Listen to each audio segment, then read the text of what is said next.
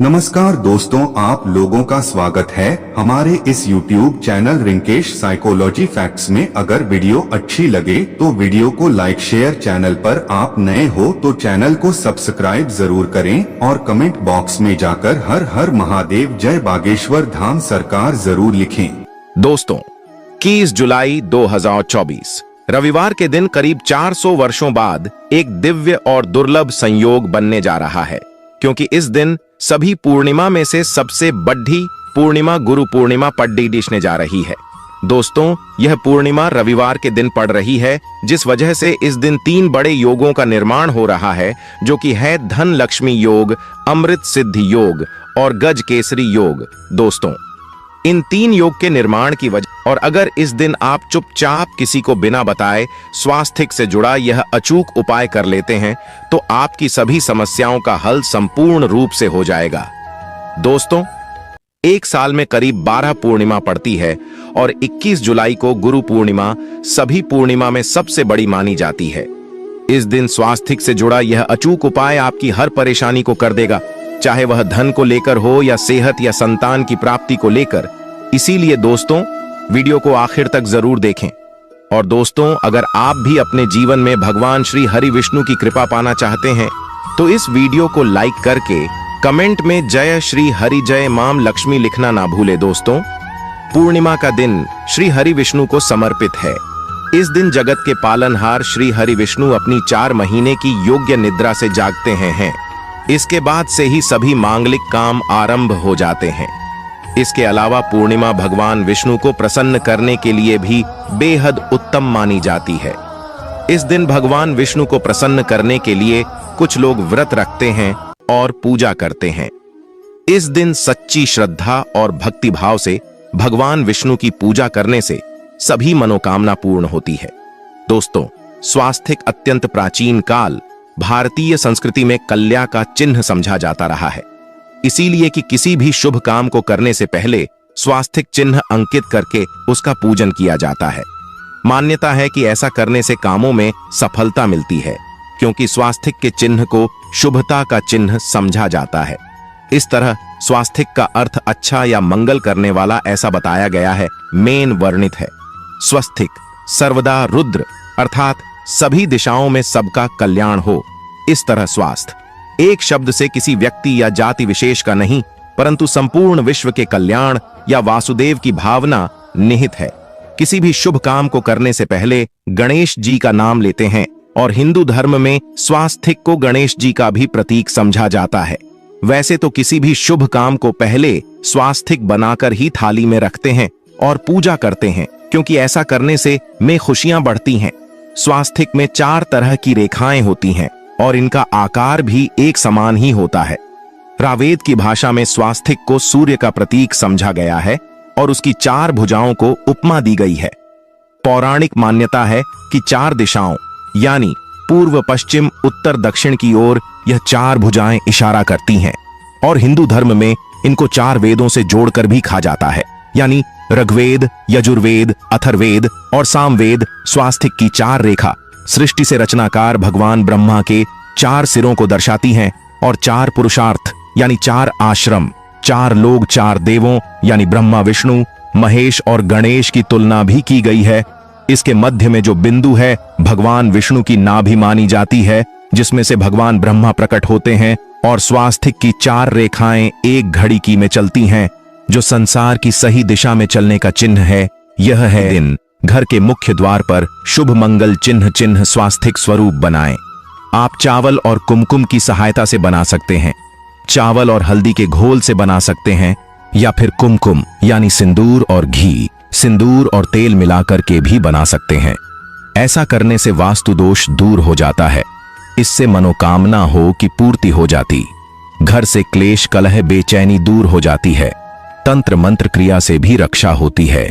इसे शुभ काम के पहले अंकित किया जाता है, क्योंकि स्वास्थ्य को मान सम्मान, सफलता और उन्नति का प्रतीक समझा जाता है। स्वास्थ्य हर दिशा से देखने पर एक ही सम्मान लगता है। आपने उल्टा स्वास्थ्य की देखा होगा, परंतु उल्टा स्वास्थ्य के उपाय अलग होते हैं और सीधे स्वास्थ्य के उपाय अलग होते हैं। अगर जीवन बहुत परेशानियां हो तो एकादशी के दिन तांबे या चांदी का स्वास्तिक प्राण प्रतिष्ठा करवाकर घर की चौखट पर लगवा दो। बाजार से अलग अलग साइज के मिल जाते हैं, उसे लाकर पूजा घर में रखकर पूजा करें। इससे घर में लक्ष्मी का वास हो जाता है। लक्ष्मी प्राप्ति हेतु चांदी का स्वास्तिक नवरात्रों में भी लगाया जाता है, परंतु सबसे अच्छा है कि सिंदूर और घी या तेल मिलाकर के यह या फिर चावल और हल्दी के घोल से बना दे के मुख्य द्वार पर स्वास्तिक बनाते हैं तो ज्यादा बड़ा मत बनाइए। 9 अंगुल से बड़ा बिल्कुल नहीं होना चाहिए। 3-4 अंगुल का बना यह उत्तम होगा। अगर आपके घर के सामने पेड़ या खंभा है तो वास्तु दोष उत्पन्न होता। ऐसे में वास्तु दोष के प्रभाव को स्वास्तिक रोकता है। स्वास्तिक का चिन्ह देवता को प्रसन्न करने के लिए खासकर बनाया जाता है। एकादशी तिथि पर आप थाली में या चौकी पर स्वास्तिक बनाकर उस पर मूर्ति करते हैं तो देवता प्रसन्न हो जाते हैं। आप चाहे तो घर के मंदिर में इष्ट देवता के पास स्वास्तिक का चिन्ह रख सकते हैं। तो दोस्तों, स्वास्तिक के कौन कौन से उपाय घर में लाते हैं, धन प्राप्ति कराते हैं, जानते हैं इस वीडियो में। परंतु दोस्तों, उससे पहले आपसे रिक्वेस्ट करते कि वीडियो को लाइक जरूर करिएगा, दोस्तों को शेयर कर दीजिएगा, और अगर अभी तक आपने चैनल को सब्सक्राइब नहीं किया है तो चैनल को सब्सक्राइब करके बेल जरूर दबाइए। दोस्तों, इस एकादशी पर मुख्य द्वार की दहलीज के दोनों तरफ स्वास्तिक का चिन्ह बनाकर उसकी पूजा करें। स्वास्तिक पर चावल की ढेरी बनाएं और एक एक सुपारी रख दें तो ऐसा करने से अपार धन की प्राप्ति होती है, कामों में सफलता मिलती है। इस एकादशी के दिन नहाने के पानी में तुलसी का पत्ता या बेलपत्र डालकर नहाई। यह स्नान के जल में जब आप बेलपत्र डाल देते हैं तो सभी तीर्थ स्थानों में स्नान करने सम्मान पुण्य फल आपको हासिल हो जाते हैं। आप चाहे तो मैं कुशा घास भी डालकर नहा सकते हैं। एकादशी पर भगवान श्री हरि विष्णु जी के साथ ही माहौल लक्ष्मी और भगवान शिवा की पूजा करें। इस दिन इनके संयुक्त पूजन से आपके जीवन की सारी परेशानियां समाप्त हो जाती हैं। इस दिन आप अपने घर के पूजा स्थान पर एक में कुमकुम से स्वास्तिक बना ले। स्वास्तिक के ऊपर थोड़े से अक्षत और एक सुपारी रख दे। इसे 21 दिन तक वही रहने दे। बाद में सुपारी को उठाकर की मूर्ति के पास रख दे। 2 दिन तक यह बने रहने से आपके जीवन में कभी धन की कभी कमी नहीं होती। इस एकादशी पर आप यह उपाय कर लेंगे तो लंबे समय तक यह आपको लाभ देता रहेगा। पितरों की कृपा पाने के लिए भी स्वास्तिक काम आता है। इसके लिए स्वास्तिक का चिन्ह घर के मुख्य द्वार के गोबर से बनाना चाहिए। इससे घर की सुख शांति बनी रहती है, पितरों की कृपा बरसती है। दोस्तों, कहा जाता है कि एकादशी के दिन पीपल की जड़ में अगर एक लोटे जल में 1 छुटकी काले तिल और थोड़ी सी शक्कर डालकर जल अर्पित करें तो इससे पितृदेव की विशेष कृपा मिलती है और धन लक्ष्मी भी प्रसन्न हो जाती है। धन दौलत सुख समृद्धि यश मान सम्मान में वृद्धि होती चली जाती है। अगर आपकी कोई विशेष मनोकामना है, उस मनोकामना की पूर्ति के लिए आप एक विशेष उपाय कर सकते हैं। दोस्तों, कई बार लंबे समय तक हम किसी मनोकामना को लेकर चलते हैं, अनेक प्रयासों बाद भी पूर्ण नहीं हो पाती। ऐसे में एकादशी के दिन आप आसपास के किसी भी मंदिर में जाकर मंदिर की दीवार पर सिंदूर से उल्टा स्वास्तिक बना दें। मनोकामना पूर्ति की प्रार्थना भगवान से करें, जरूर पूर्ण हो जाएगी।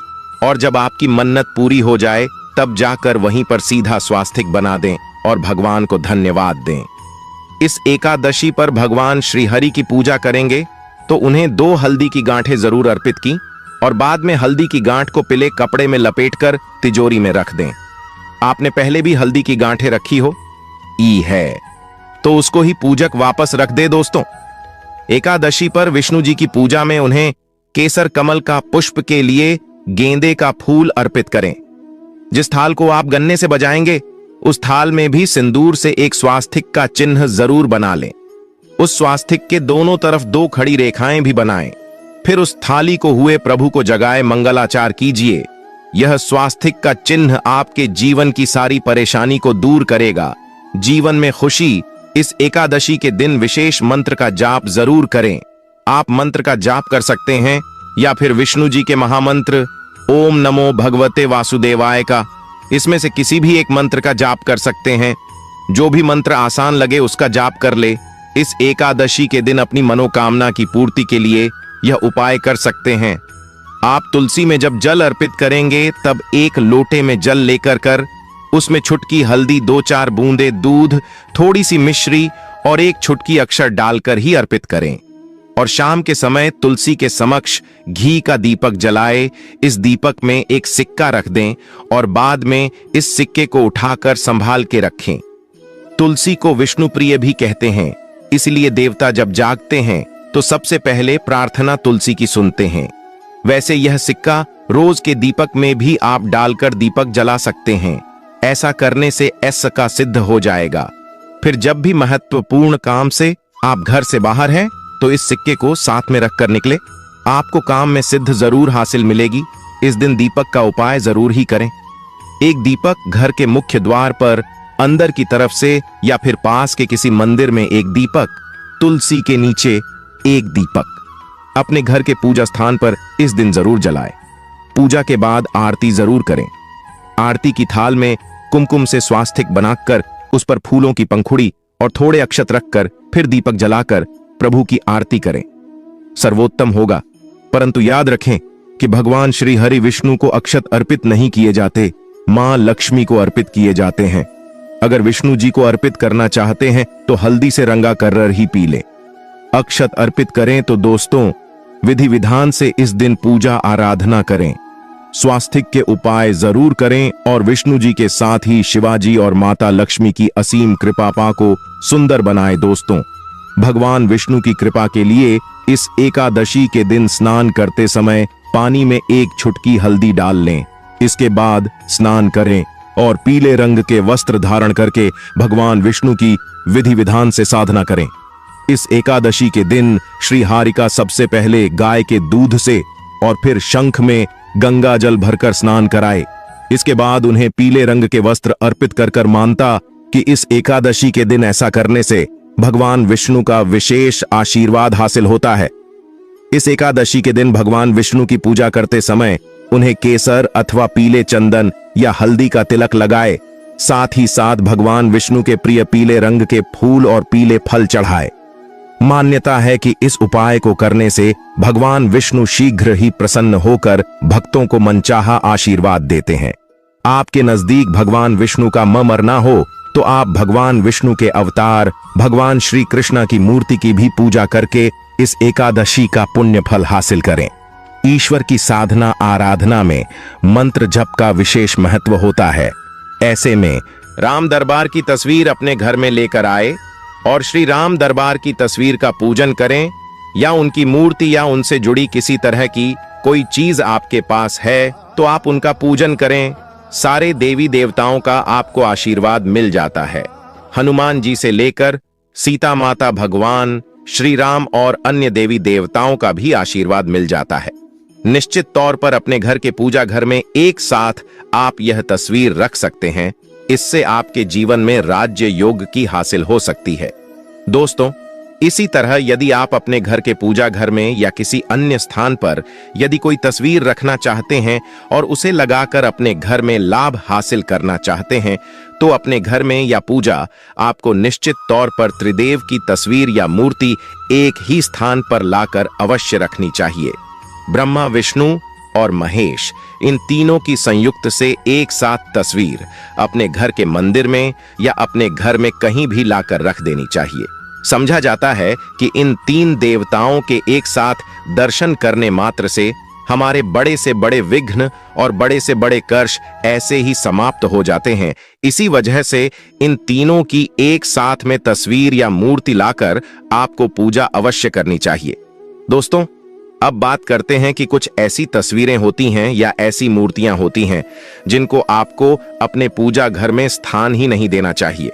यदि आपने इन तस्वीरों को या मूर्ति को अपने घर के पूजा घर में स्थान दिया है तो समझ लीजिए कि आपको कंगाली का सामना करना पड़ेगा या फिर देवी देवताओं की क्रोध का सामना करना पड़ेगा।